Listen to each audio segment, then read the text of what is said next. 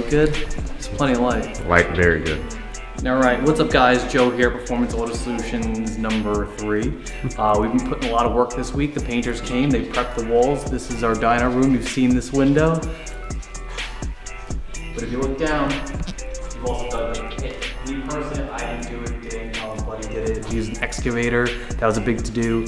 There was a bobcat broken down in front of the trailer that we needed to get the excavator, which needed to be done in 45 minutes. Colin's 3500 couldn't pull it, then eventually got pulled out of the way by Colin's 3500 and Dan's half-ton truck. I believe it is half-ton. 2-ton? Something like that. Anyway, nothing good comes easy, and as you can see, the power lines are coming where the dyno needs to go. So to further complicate things, the dyno, which is supposed to go here, is still gonna go here, but we have to move these power lines by means of inserting 2 junctions before and after, but apparently it's an issue because it needs to be serviceable, so it's not just as easy as moving it down. With a junction, you have to make them accessible, so an access point there, access point here. So these are probably gonna cost us like another $5,000 to move, which really upsets me. Anyway, moving forward, the shop walls got painted.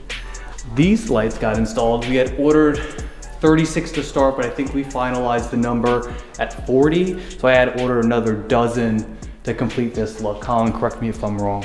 So I started sealing tonight, sealing the paint primer before we moved to color. I just did the walls. It was more gratifying for me immediately. I didn't do the corners yet. Give me a break. Moving forward, the bathroom hasn't been started. I can see that a bidet hasn't been installed, which hurts my feelings.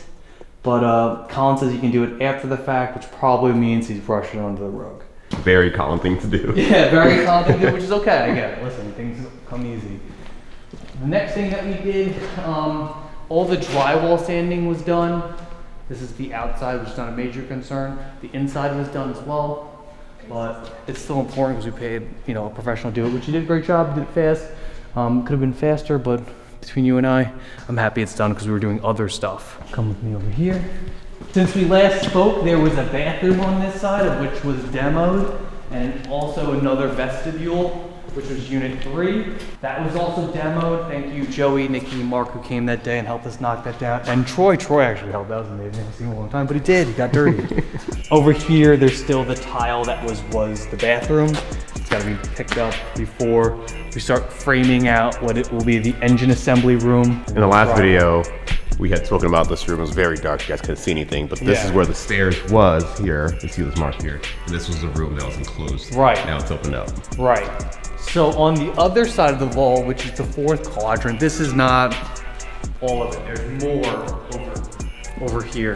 Another quarter of the shop on the other side of this wall, which will be inclusive of 2 offices, the lunchroom, and then beyond this would be like the machine shop. Pretty much the R&D department where Colin could do his metal fab, which we spoke about before, and production, engine assembly over here. The current tenant is making progress. As you can see, he has a container to move his stuff, but he's currently leveling the property where he's moving to put all his equipment at. It does jam us up a little bit.